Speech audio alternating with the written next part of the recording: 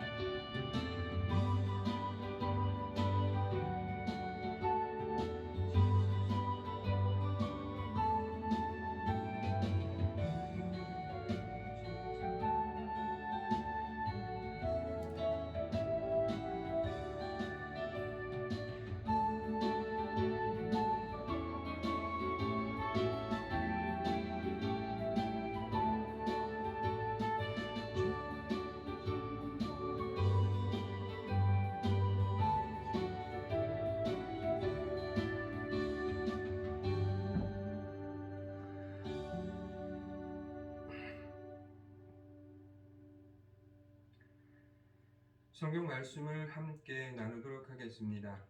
이 시간 저희가 함께 나눌 성경 말씀은 마가복음 14장 32절부터 37절까지의 말씀을 함께 나누도록 하겠습니다. 마가복음 14장 32절부터 37절까지의 말씀입니다.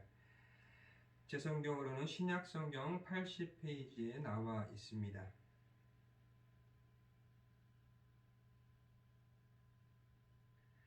마가복음 14장 32절부터 37절까지의 말씀을 함께 읽도록 하겠습니다.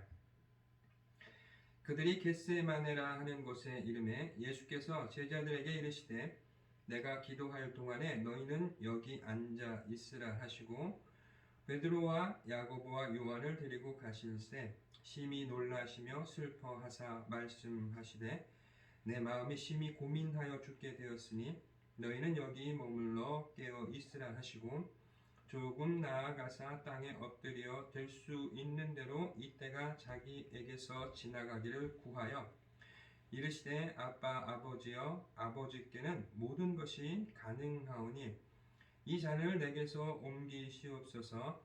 그러나 나의 원대로 마시옵고 아버지의 원대로 하옵소서 하시고 돌아오사 제자들이 자는 것을 보시고 베드로에게 말씀하시되 시몬아 자느냐 내가 한 시간도 깨어 있을 수 없더냐.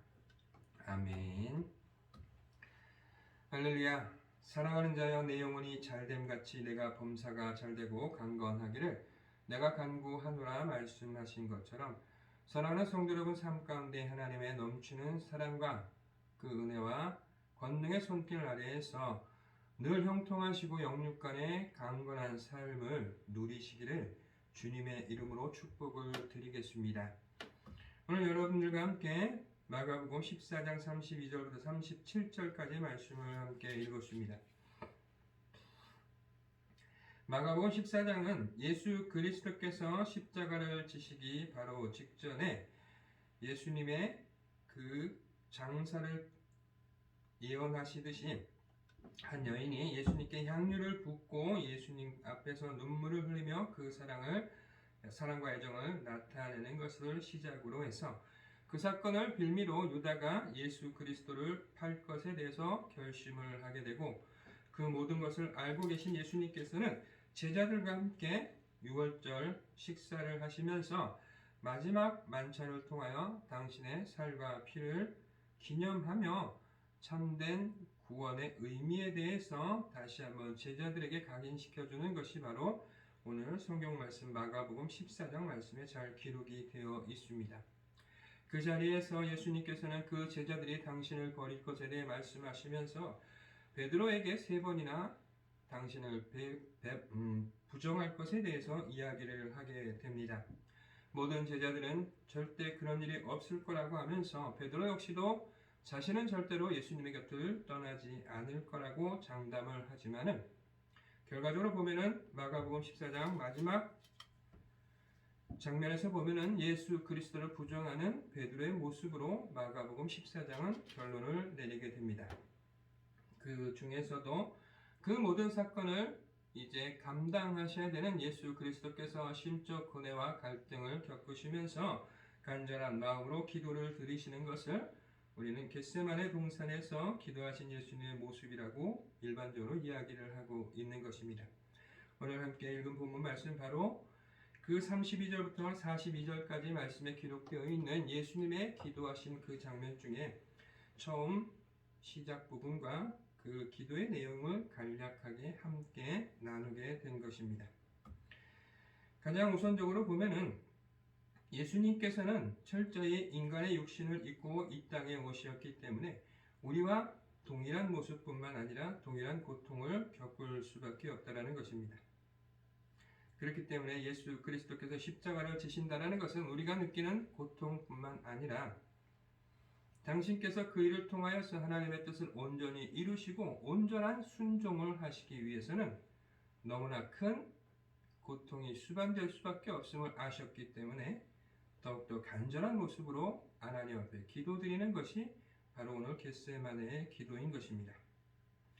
32절 말씀해 보니까 그들이 겟세마네라 하는 곳에 이름에 예수께서 제자들에게 이르시되 내가 기도할 동안에 너희는 여기 앉아 있으라 하시고라고 말씀에 기록하시면서 겟세마네라는 곳에서 이제 예수님께서 그들과 떨어져서 기도하시기를 원하는 장면을 함께 기록하고 있는 것입니다.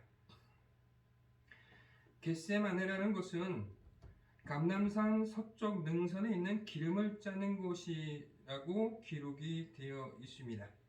감람산에는 감람나무 열매를 가지고 감람유를 만드는 곳이 겟세마네라는 곳이었고, 겟세마네를 가리켜서 동산이라고 부르고 있기도 하지만은 어떤 곳에서는 마치 언덕 같은 작은 구릉지역으로 표현하기도 합니다.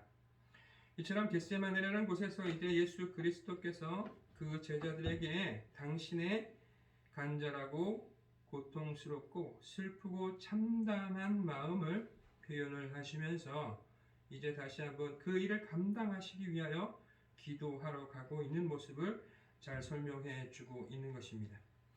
이처럼 예수 그리스도께서는 어떤 상황이 닥친다 할지라도 항상 기도하는 모습을 보여주셨을 뿐만 아니라 그 기도를 통하여서 모든 문제들을 해결해 나가고 있음을 성경 말씀은 곳곳에서 우리에게 말씀해 주고 있는 것입니다.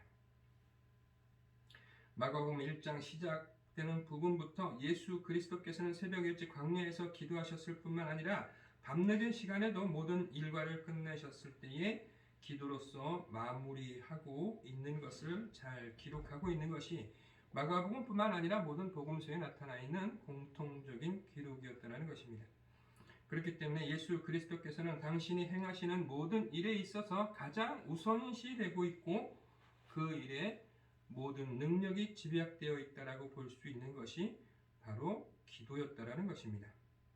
33절 말씀에 보면은 베드로와 야고보와 요한을 데리고 가실새에 심히 놀라시며 슬퍼하사라고 말씀에 기록하고 있는데, 특별히 베드로와 야고보와 요한을 항상 대동하고 다니셨던 경우가 성경 복음서에 잘 기록이 되어 있습니다. 어찌 보면은 그들이야말로 예수님을 향한 열정이 대단했고 예수님과 늘 함께하기를 원하셨을 뿐만 아니라 스스로가 예수님의 수제자처럼 생각을 하며 항상 예수님 곁에 머물러 있고자 노력했던 것이, 또 다른 어떤 제자보다 그 열망이 강했던 것이 베드로와 야고보와 요한이라고 성경은 기록하고 있습니다. 특히 세베대의 아들 야고보와 요한은 예수님께서 당신의 나라가 임할 때에 그 우편과 좌편에 앉혀줄 것을 간곡히 부탁할 정도로 각별하게 기록을 하고 있는 것을 볼 때에 예수 그리스도께서 오늘 당신의 마음이 얼마나 심히 슬프고 간절한지에 대해서 다시 한번 기록을 하고 있는 것입니다. 예수님 당신께서 혼자 기도를 하는 것이 아니라 바로 베드로와 야고보와 요한을 대동하시면서 그들에게 중보 기도를 부탁하고 계시다라는 것입니다. 우리가 믿음 생활, 신앙 생활을 하다 보면은 힘들고 어려움을 통하여서 우리 혼자의 힘으로 감당하기 어려울 때에 함께 중보를 부탁하는 경우가 종종 있다라는 것입니다. 바로 이처럼 중보의 중요성이 얼마나 중요한 것인가에 대해서 다시 한번 성경은 우리에게 말씀해 주고 있는 것입니다. 내가 감당하기 힘들 때 하나님께서는 항상 나의 중보자가 되어주심을 우리는 반드시 기억해야 될 줄로 믿습니다. 우리와 함께 기도하는 많은 중보자들이 있음은 물론일 뿐만 아니라 성령의 하나님께서 나의 중보자가 되어주시고 나의 약함과 나의 불안정함과 나의 감정의 기복으로 인하여서 내가 넘어지려 할 때 항상 우리의 힘이 되시고 능력이 되어주시며 우리의 위로와 기쁨이 되어주시는 성령의 하나님께서 우리의 중보자가 되어주신다는 것을 우리는 반드시 기억해야 될 줄로 믿습니다. 뿐만 아니라 예수님께서는 모든 것을 다 행할 수 있는 능력을 가지고 계셨음에도 불구하고 당신께서 철저히 하나님 뜻에 순종하시기 위하여 그 길을 걸어가시기 위하여 그 결단을 하시기 위하여 기도하러 갈 때에 그 기도의 중요성과 그 기도가 얼마나 간절할 것인가에 대해서 아셨기 때문에 함께 중보자로서 베드로와 야고보와 요한을 대동하고 계시다라는 것입니다. 34절 말씀에 보니까 말씀하시되 내 마음이 심히 고민하여 죽게 되었으니 너희는 여기 머물러 깨어 있으라 하시고 라고 말씀에 기록하시면서 당신이 장차 감당하시게 될 십자가 사건이 얼마나 인간의 고통을 자극하고 그것이 얼마나 고된 길인가를 예수님 당시는 잘 알고 계셨다라는 것입니다. 그러나 더 분명한 것은 그것은 우리를 구원하시기 위하여 당신께서 계획하신 하나님의 놀라우신 구원 계획 가운데 있는 것이고 그 일은 반드시 이루어져 성취되어야만 우리가 구원을 얻을 수 있는 길이기 때문에 예수 그리스도께서 당신의 안위와 당신의 안녕을 위해서 사는 것이 아니라 하나님의 계획을 이루시기 위하여 철저히 순종하고 복종하는 그 길을 걸어가셔야 되기 때문에 그 고난의 길을 알고 가셔야 되기 때문에 그 마음이 얼마나 고통스러운가를 잘 기록하고 있는 것이 내 마음이 심히 고민하여 죽게 되었으니라고 표현하고 계시다라는 것입니다. 그렇기 때문에 그 일을 위하여 그 제자들에게 함께 깨어 있으라라고 간곡히 부탁하고 계시는데 깨어 있으라는 것은 예수님께서 기도하시는 동안 망을 보라는 것이 아니라 함께 깨어 기도해 주기를 주님께서는 원하셨다라는 것입니다. 그래서 보니까 깨어 있다라는 것은 우리의 영혼이 우리가 영적으로 얼마나 하나님과 잘 교통하며 하나님의 뜻을 온전히 깨닫고 있는가를 말씀해 주고 있다라는 것입니다. 즉 깨어 있을 수 있는 방법은 여러 가지가 있을 수 있지만은 그 중에서 가장 중요하게 오늘 성경 말씀을 기록하고 있는 것이 바로 기도라는 것입니다. 기도라는 것은 우리가 일반적으로 이야기하듯이 영적 호흡이라고도 이야기를 하고 있지만은 우리가 분명히 깨달아야 되는 것은 우리가 하나님의 일을 하기 위해서는 하나님의 뜻을 알아야 된다는 것입니다. 하나님의 뜻을 깨달아 알 수 있다는 것은 우리가 영적으로 깨어 있을 뿐만 아니라 그 일을 위해서 무엇을 해야 하며 무엇을 이루어야 되는가를 온전히 깨달아 알 수 있기 때문이라는 것입니다. 만약 이들이 깨어 있어서 기도하였더라면 주님을 부인하거나 주님을 놔두고 도망갈 수밖에 없는 최악의 상황은 미연에 방지하지 아니하였겠느냐라고 많은 학자들이 이야기하고 있듯이 결국 깨어 있다라는 것은 나 한 사람의 영육을 위해서 사는 것이 아니라 하나님의 뜻을 깨닫고 그 뜻을 온전히 수행할 수 있는 담대함과 지혜로움을 수반하고 있다라는 것입니다.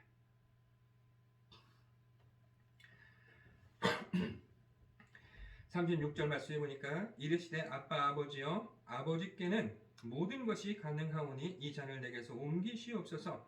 그러나 나의 원대로 마시옵고 아버지의 원대로 하옵소서 하시고 라고 말씀에 기록하시면서 하나님 당신께서는 전지전능한 능력을 가지고 계시기 때문에 이루시지 못할 일이 없고 모든 것은 하나님 당신의 능력에 의해서 좌지우지되고 있음을 예수님께서는 분명히 알고 계셨기 때문에 오늘 말씀에 기록되어 있는 것처럼 하나님께서 원하시고 하나님께서 뜻을 바꾸신다라면은 이 고난의 시간이 없어질 수 있음을 주님께서는 분명히 알고 계시었지만은 주님의 기도의 결론은 결국은 하나님 뜻 안에서 모든 것이 이루어지기를 기도하고 있다는 것입니다. 어떻게 보면 앞뒤 문맥이 맞지 않고 너무나 황당한 기도라고 생각될 수 있지만은 결과적으로 보면은 예수님께서는 하나님 당신의 뜻이 이루어지고 반드시 그것이 성취되어질 것을 다시 한번 확인하실 뿐만 아니라 당신께서 그 길을 반드시 가겠다라는 결단이 함께 포함되어 있다라는 것입니다. 우리는 살아가면서 많은 기도를 드리게 되고 많은 것을 하나님께 부탁할 때가 있다라는 것입니다. 그러나 분명한 것은 하나님의 뜻을 먼저 구하고 하나님의 뜻에 먼저 순종할 수 있는 기도를 과연 우리는 얼마나 드렸는가에 대해서 오늘 성경 말씀은 우리에게 귀한 은혜를 주고 있는 것입니다. 예수님의 기도의 몇 가지 특징 중에 하나가 바로 하나님의 뜻을 알고 그 뜻을 이어가기 위하여서 당신 스스로 결단을 할 때에 혼자만의 결단이 아니라 하나님과 그 뜻 안에서 함께 결단하고 그것을 담대히 이겨나가시면서 하나님의 영광을 온전히 나타낼 수 있도록 모든 것을 인내하며 그것을 이루어가고 있다는 것입니다. 우리의 믿음 생활과 우리가 일상생활을 분리해서 사는 것이 아니라 우리는 삶 속에서 우리의 믿음을 항상 간직하며 살아가야 되는 그리스도인이라는 것입니다. 그것이 내 영역이나 내 명예와 권력과 부를 향하여 가는 것이 아니라 하나님 당신께서 세우신 뜻 안에서 당신의 계획 가운데 온전히 이루어져야 됨을 우리는 반드시 다시 한번 깨달아야 될 줄로 믿습니다. 사무엘서에 보면은 사울 왕이 하나님의 은혜와 능력으로 전쟁에서 승리를 하게 됩니다. 하나님께서는 아말렉에 있는 모든 것들을 진멸하고 아각 왕을 반드시 죽일 것에 대해서 명령을 하시게 됩니다. 늘로 이스라엘에게 항상 고통을 가져다 주면서 이스라엘이 약해질 때마다 이스라엘을 고통 가운데 빠뜨리게 되는 것이 아말렉이라는 족속이었습니다. 우상 숭배뿐만 아니라 인신 제사까지도 하면서 하나님 보시기에 너무나 큰 죄와 악을 행하였기 때문에 하나님께서는 그들을 온전히 심판하라고 심판의 도구로 사울을 사용하셨던 것입니다.